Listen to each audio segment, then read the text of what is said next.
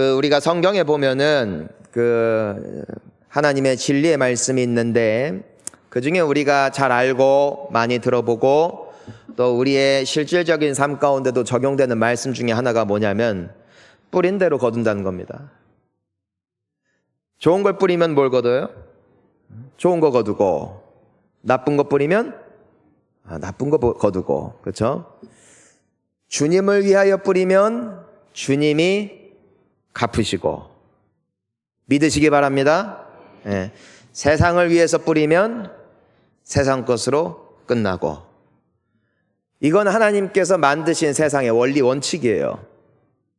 관계에 있어서도 내가 그 상대방을 서로가 존중하고 우대하면 그 관계는 좋아져요, 나빠져요? 당연히 좋아져요. 서로가 노력하는 것이죠. 네, 서로 비방하고 무시하면 그 관계 좋아져요, 나빠져요?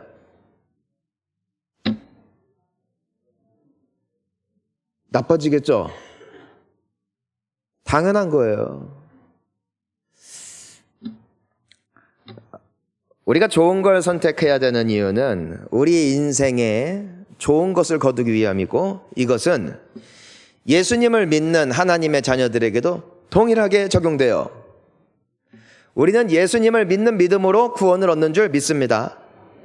그런데 예수님을 믿는다는 것이 그냥 예수님이 하나님의 아들이다, 예수님 살아계시다, 그분 지금도 여기 계시다, 요 믿는 믿음에서 끝이 아니라, 예수님을 믿는다는 것은 정말 예수님이 우리에게 생명의 길이 되시고 그분의 말씀은 좋은 것이다, 이거예요.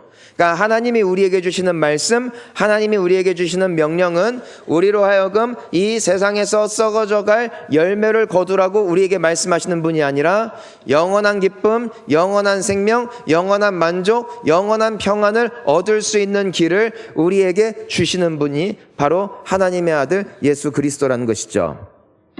그러니까 예수님을 믿는다고 말해도, 만약에 내가 나의 삶에 말씀도 듣고 교회도 다니는데 정작 나의 일상 가운데 그냥 내 마음 흐르는 대로, 내 감정 흐르는 대로, 옛날 내가 내 승질대로 살던 대로 똑같이 살아가게 된다면은 그 열매가 좋은 열매가 있다, 나쁜 열매가 있다.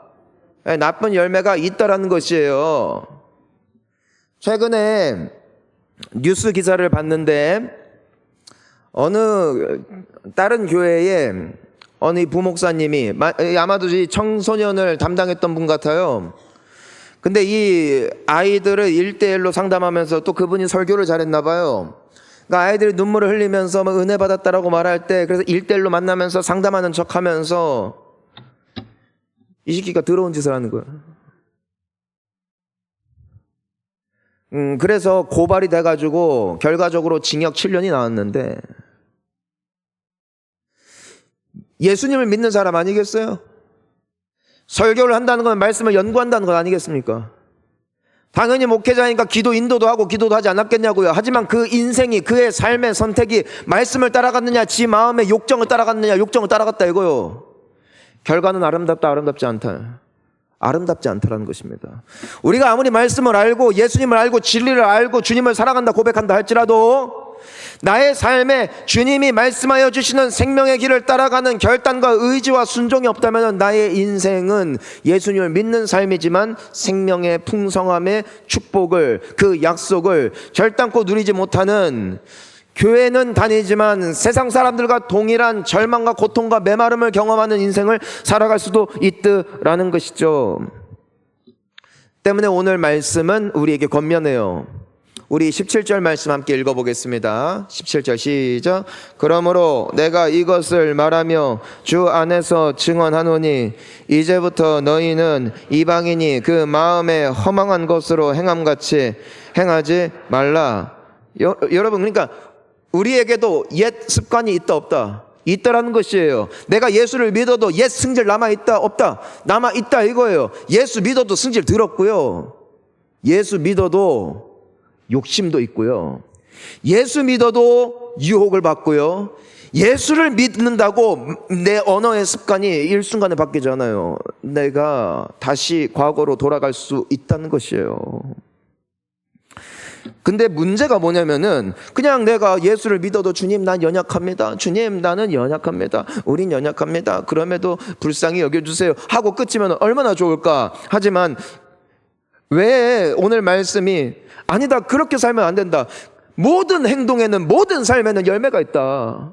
그렇게 가면 안 된다 이거예요. 이유가 있어요. 18절 한번 읽어볼까요? 그들의 총명이 어두워지고 그들 가운데 있는 무지함과 그들의 마음이 굳어짐으로 말미암아.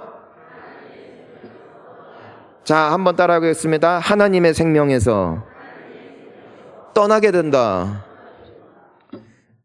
만약에 우리의 옛 습관대로 똑같이 욕하고 똑같이 남 욕하고 똑같이 훔치고 똑같이 질투하고 그 삶을 아무 생각 없이 나 교회 다니니까 괜찮아 주님이 나와 함께 하시니까 괜찮아 하고 그냥 걸어가다 보면은 무엇에서 멀어진다? 하나님의 생명에서 떠나간다. 여러분 예수님은 우리에게 말씀하세요. 왜냐하면은 예수님이 우리에게 오신 이유, 그리고 예수님이 말씀으로 이 땅에 오셔서 우리에게 하나님의 말씀을 주신 이유가 요한복음 10장 10절에 정확하게 나오기 때문인데요. 우리 한번 읽어볼게요.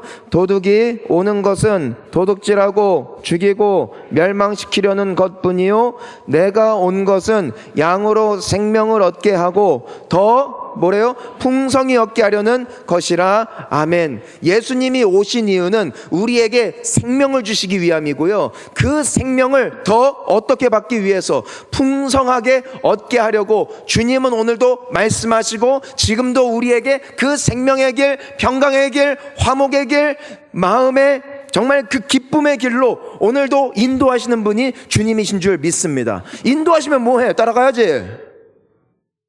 믿으시기 바랍니다. 우리의 신앙의 결단이 필요한 이유, 우리가 주일날 와서 말씀을 듣는 이유는 좋은 도덕적인 말씀 들으면서 오늘도 말씀 좋았다, 혹은 오늘은 목사님이 말씀을 죽 썼다, 이런 거 평가질하고 잣대질하려고 우리가 설교를 듣기 위해서 이 교회에 오는 것이 아니라 주님이 나에게 주시는 하나님의 말씀은 생명의 길이요 그 길을 따라가면 그곳에 기쁨이 있고 주님의 약속이 있음을 믿기 때문에 우리가 예수를 믿는다는 것은요 예수가 길이요 진리요 생명임을 믿는다는 것이고 그분의 길이 따라가는 것이 때로는 나의 마음과 나의 본능과는 전혀 반대되는 것 같다 할지라도 나의 길이 아닌 예수님이 말씀하신 길에 나의 기쁨이 감추어져 있음을 믿는 것, 이것이 예수를 믿는 거라는 것이에요. 우리는 신뢰하는 자의 말을 듣고 경청할 만한 사람의 목소리를 듣고 그 말을 삶 가운데 적용하는 것 아니겠습니까?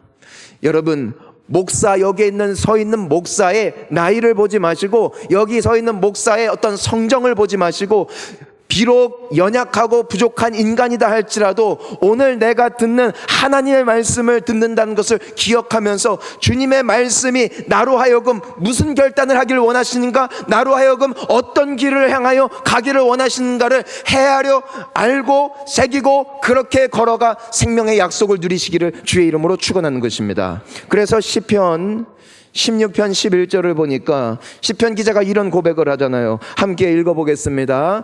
주께서 생명의 길을 내게 보이시리니 주의 앞에는 충만한 기쁨이 있고 주의 오른쪽에는 영원한 즐거움이 있나이다. 아멘. 그냥 살아 숨쉬는 게 생명이 아니라 주님이 우리에게 주시는 생명이 뭐라고 되어 있어요? 주의 앞에는 따라할까요? 충만한 기쁨, 영원한 즐거움.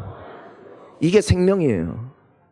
생명은 넘치는 거라고요. 내 영혼이 소생하는 것이고 나의 마음에 주님이 주시는 하늘의 기쁨이 있는 것이고. 여러분, 사람이 왜 우울합니까? 기쁨이 없기 때문이 아닙니까? 왜 사람이 살기가 싫습니까? 즐거움이 없기 때문이 아닙니까? 약을 통하여, 상담을 통하여, 사람들과의 만남을 통하여 그 내 마음속에 헛헛함을 뛰어넘어가 보려고 모든 수단과 방법을 우리는 동원하여 때로는 사치를 하고 쇼핑을 하고 또 때로는 여러 가지 유흥활동을 통해서 내가 그 굴레에서 벗어나기를 원하지만 안 된다는 것이에요. 왜요? 거기는 생명의 길이 없기 때문에 생명의 길을 보여주시는 이는 오직 하나님이시고 그분 안에 생명이 내 안에 깃들게 되을 때 우리에게 진정한 기쁨과 만족이 회복되어질 줄 믿습니다. 때문에 이와 같은 인생들을 예레미야는 17장 8절에서 이렇게 기록을 하지요. 함께 읽습니다. 그는 물가에 심어진 나무가 그 뿌리를 강변에 뻗치고 더위가 올지라도 두려워하지 아니하며 그 잎이 청청하며 가무는 해에도 걱정이 없고 결실이 그치지 아니함 같으리라. 아멘. 사랑하는 성도님 여러분, 오직 길이요 진리요 생명 되시는 이가 예수 그리스도인 줄 믿으시기를 바랍니다. 그분이 우리에게 말씀하여 주시는 것은 우리를 얽매이고 우리로 하여금 종교인 만들라고 주님이 과중한 짐을 부여하시는 것이 아니라 그 길을 갈 때 살아날 수 있는 생명이 감추어져 있기 때문에 우리를 오늘도 인도하시는 주님이신 줄 믿으시기를 바랍니다. 때문에 주님은 오늘 우리에게 결단해야 할 세 가지의 길을 보여주고 계세요. 첫 번째, 자 따라할까요? 옛 습관을 떠나라. 자, 우리 22절 말씀 한번 읽어볼까요? 시작. 너희는 유혹의 욕심을 따라 썩어져가는 구습을 따르는 옛사람을 뭐하래요? 벗어버리고. 자, 따라할까요? 벗어버리자. 구습이 뭐예요? 옛 습관이에요. 여러분, 습관은 잘 안 바뀌어요. 입이 거친 사람은 나이 먹어도 입이 거칠어요. 그래서 나이 들어서 말이 따뜻한 분들을 보면은 그게 어느 날 갑자기 바뀐 게 아니에요. 서서히. 기도하는 사람들 보면은 어느 날 갑자기 은혜 받고 그때부터 기도 막 그렇게 열심히 하지 않아요. 쌓이는 거. 뭐든지 좋은 습관이든 나쁜 습관이든 그 습관은 들이기도 어렵지만 그 한 번 들면 뽑아내기가 힘듭니다. 자, 그런데 문제가 있어요. 문제가 아까 말씀드렸잖아요. 내가 예수님을 믿고 예수님의 말씀에 생명이 있다고 내가 고백함에도 불구하고 나의 어떤 살아온 습관을 버리지 못하고 그냥 계속 교회는 다니는데 옛날처럼 살고 교회는 다니는데 옛날처럼 살고 교회 오면은 회개하고 주님 용서해 주세요 하고 옛날이랑 똑같이 계속 살면은 그 인생에 어떤 열매가 맺힌다? 죄의 열매가 맺히더라는 것이에요. 교회를 다니면서 술에 찌들어 살고 교회 다니면서도 폭력을 행사하면서 살고 교회 다니면서도 돈을 쫓으면서 살고 교회 다니면서도 사람이 전부인 마냥 그냥 사람 그리고 막 뭐 정의 외치면서 맨날 막 그냥 싸우고 분투하고 막 이런 사람들 보면은요, 예수님을 믿는다 고백하면서도 예수님을 믿는 것 같지가 않더라는 것이에요. 죄를 가까이 하면 하나님과 멀어질 수밖에 없어요. 그러니까 골로새서 3장 8절에서도 이렇게 고백하잖아요. 한번 읽어볼게요. 이제는 너희가 이 모든 것을 뭐하라고? 벗어버려라. 곧 뭐래요? 분함과 노여움과 악의와 비방과 너희 입에 뭐라요? 부끄러운 말이에요. 여러분, 교회를 다니면서도 왜 이리도 부끄러운 말을 많이 할까요? 왜 이리도 남 얘기를 많이 할까요? 왜 이리도 화를 잘 낼까요? 습관이에요. 죄의 습관은 은혜 주셔서 내 마음을 바꿔주시면 내 습관이 끊어질 수 있습니다. 단순히 그런 차원이 아니라 결단해야 돼요. 악한 건 그 모양이라도 버리라고 했다. 죄를 떠나야 됩니다. 끊임없이 떠나야 됩니다. 죄와 싸워야 돼요. 죄에 내 인생을 맡기면 안 돼요. 그 습관에, 그 더러웠던 옛 행실에 나의 인생을 그대로 맡기고 하나님의 은총과 자비를 구한다면 여러분, 이것은 마치 무엇과 같을까? 여러분, 우리가 예수님께서 이 세상 가운데 계실 때에 한 사건이 있는데 그건 바로 사람들이 가늠한 여인을 끌고 왔다 이거예요. 예수님을 시험하기 위해서 예수님한테 질문을 던지죠. 예수님, 이 여자가 간음을 했다. 현장에서 간음하다 붙잡혔다 이거예요. 여러분, 그러니까 그냥 막 이 사람 저 사람 만나면서 막 하다가 그 현장에서 적발된 거예요. 그러니까 증인들이 있고 그 모든 모습이 다 드러났기 때문에 빼박이에요, 빼박. 예수님을 시험하죠. 모세는 이와 같은 여자를 돌로 쳐 죽이라고 했습니다. 당신은 뭐라 하겠습니까? 우리가 잘 알다시피 예수님께서 바닥에다가 뭐라고 쓰시기에, 자, 사람들이 하나 둘씩 떠나가기 시작했죠. 마지막에는 누구만 남아요? 그 여인과 예수님, 달 두 사람만 남았단 말입니다. 예수님이 뭐라고 말씀하셨어요? 너희 중에 죄 없는 자가 먼저 돌로 쳐라. 그러니까 다 떠났어요. 예수님은 남아 계세요. 예수님은 그 여자를 돌로 칠 수 있어요, 없어요? 있어요. 왜요? 그분은 죄가 없어요. 하지만 그 여인에게 예수님께서 뭐라고 말씀하세요? 내가 너를 정죄하지 않겠다. 그게 요한복음 8장 11절에 나오는데, 나도 너를 정죄하지 않는다. 그러니까 예수님이 용서하시는 거예요. 여러분, 예수님은 우리를 심판하실 수 있어요. 왜요? 그분은 죄가 없으시기 때문에. 그분은 심판자이시기 때문에. 그는 유일한 재판관이시며 하나님께서 하늘의 모든 이름 위에 뛰어난 이름을 예수 그리스도에게 주셨기 때문에 그분의 이름으로 판결을 내릴 때 어느 누구도 핑계할 수 없다는 것이죠. 하지만 예수님께서 이 가늠한 여인을 용서하셨듯 그분이 우리를 용서하신 줄 믿습니다. 근데 우리는 여기서 멈춘다고. 가늠한 여자 용서하셨어. 그러니까 우리도 용서해야 돼. 맞아요. 주님은 우리를 용서하세요. 우리가 죄를 고백할 때 주님은 사하여 주세요. 하지만 예수님은 그 다음에 뭐라고 말씀하세요? 나도 너를 정죄하지 아니하노니 뭐라고 말씀하세요? 읽습니다.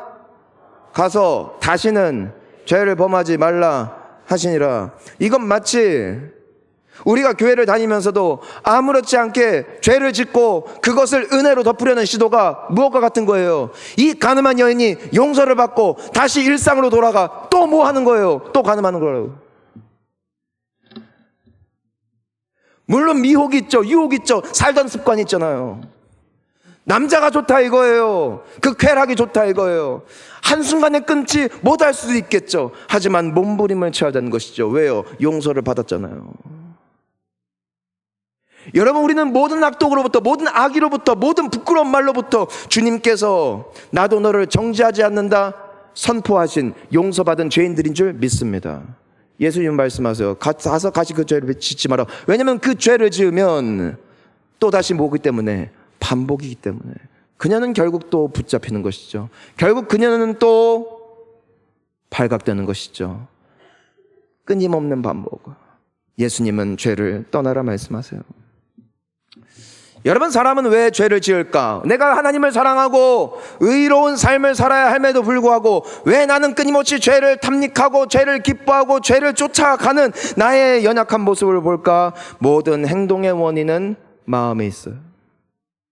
때문에 오늘 주님께서 주시는 첫 번째 말씀은 죄를, 옛 습관을 떠나야 된다. 두 번째는 따라할까요? 마음을 깨끗이 하라. 자, 우리 23절 함께 읽습니다. 오늘 본문 말씀 시작. 오직 너희의 심령이 새롭게 되어, 심령, 그 마음을 늘 어떻게 하라는 거예요? 새롭게 하라는 거예요. 새롭게. 자, 따라합니다. 새롭게. 계속 새로워져요. 여러분, 마음은 우리가 부흥회를 통해서든 예배를 통해서든 은혜 받으면 마음이 어떻게 돼요? 아, 좋다. 아까 말씀하신 그 생명이 회복되죠? 기쁘고 감사하고 정말 주님을 위해서 열심히 살고 싶은 열정도 생기고 마음이 막 동화돼요. 며칠 가요? 며칠 가요? 짧을 거예요, 적어도. 옛 선조들은 늘 말해도 작심삼일이라는 말이, 이거는 시대를 막론하고 모두에게 적용돼요. 우리 화요일 날 부흥회 끝났다니까요. 여러분, 그때 제가 기도 인도하러 왔을 때 여러분 눈이 이 고조되고 막 고무돼서 정말 주님, 그저런 하나님이 내 하나님이 됐으면 좋겠어요. 수목금토 하고 오늘 4일 지나서 주일 만에 보니까 조금 어때요, 얼굴이? 여러분, 마음이 어때요? 그때 마음처럼 여전히 막 충만해요? 아니면 조금 거칠게요? 대답하지 마. 쪽팔리잖아. 왜 그럴까요? 의지가 약하기 때문일까요? 어떤 사람은 그런 말을 하더라고요. 작심삼일이니 3일에 한 번씩 작심하자. 네 말이야, 방구야. 그렇게 쉬운 게 우리의 마음이라면, 그렇게 쉽게 지킬 수 있는 것이 우리 마음이라면 누구라도 그 마음 지키죠. 예수님 향한 뜨거운 사랑, 뜨거운 열정 말이에요. 왜 그것을 지키지 못할까요? 이유가 있어요. 예레미야서 17장 9절에 보면은 이런 말씀이 있거든요. 한번 읽어볼까요? 만물보다 거짓되고 심히 부패한 것은 마음이라 누가 능히 이를 알리오마는. 여러분, 우리 마음은요, 깨끗하게 씻었다고 해서 그 깨끗함이 유지되는 게 마음이 아니에요. 우리 이미 죄를 지었기 때문에 오염되고 부패하고요, 한번 썩기 시작하는 거 방부제를 잔뜩 왕창 쳐도요, 썩는 속도를 늦출 뿐이지 썩는 걸 막을 수는 없어요.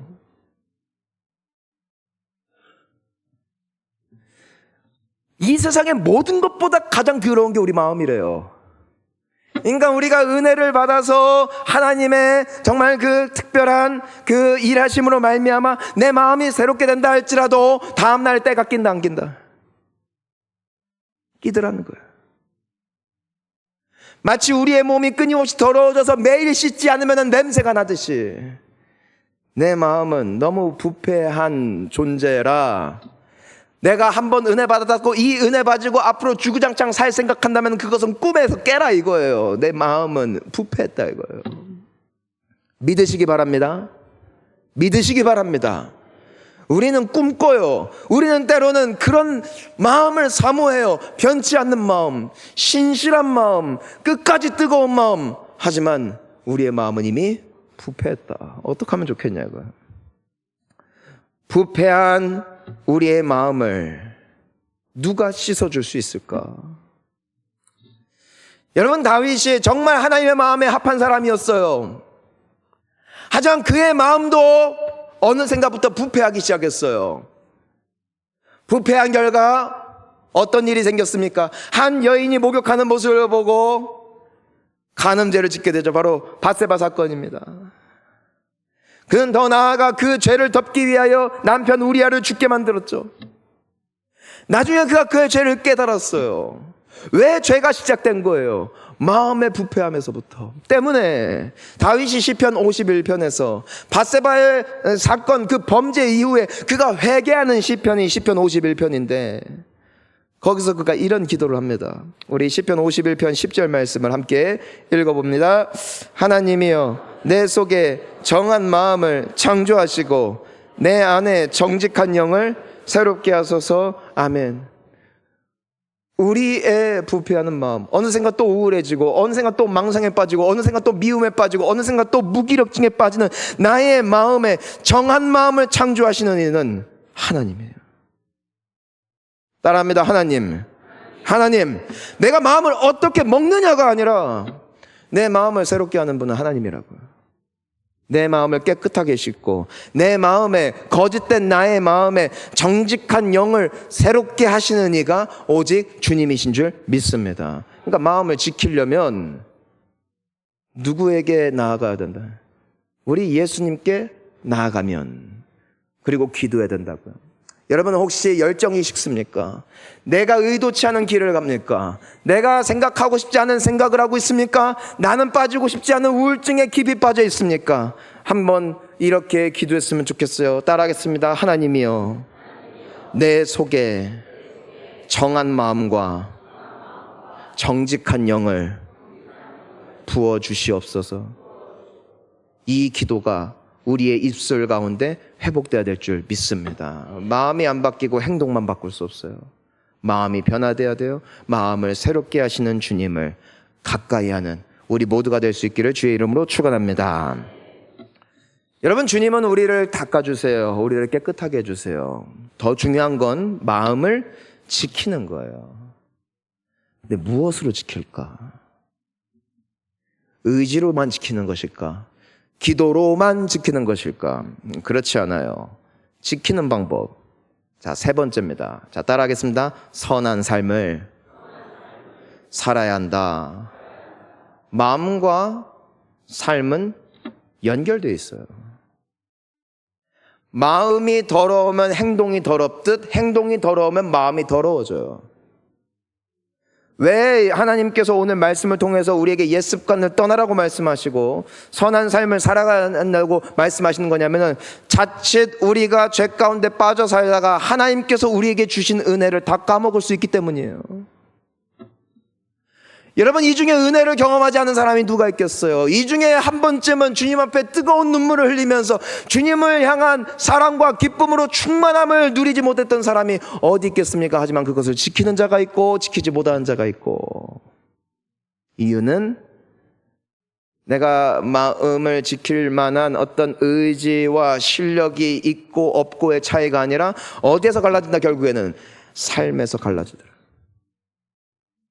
오늘 본문 말씀 24절 한번 읽어볼게요. 시작. 하나님을 따라 의와 진리의 거룩함으로 지으심을 받은 새 사람을 입으라. 하나님이 기뻐하시는 삶은, 그리고 하나님께서 주신 이 충만함을 유지할 수 있는 삶은 의로운 삶, 거룩한 삶이에요. 자, 따라합니다. 의로운 삶, 거룩한 삶. 시편 11편 7절에 보니까 때문에 이런 말씀이 있잖아요. 한번 읽어볼까요? 여호와는 의로우사 의로운 일을 좋아하시나니 정직한 자는 그의 얼굴을 배우리다.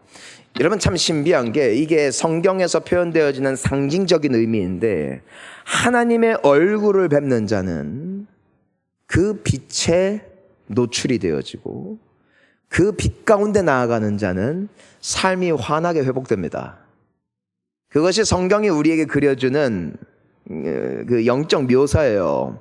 그러니까 이 모세가 40일 동안 십계명을 받기 위해서 시내산에 올라가 하나님과 마주했더니 그가 산에서 내려오자 그의 얼굴에서 뭐가 나요? 광채가 났대요. 광채가 사람들이 쳐다보지도 못할 만큼. 모세가 빛이 아니었어요. 하나님이 빛이셨어요.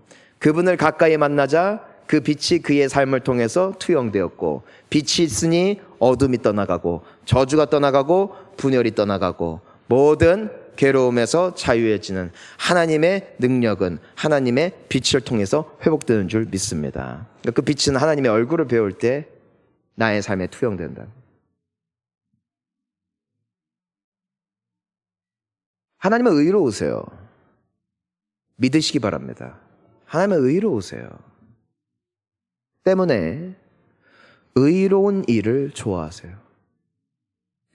내가 어떻게 하면 하나님을 기쁘시게 할 수 있을까?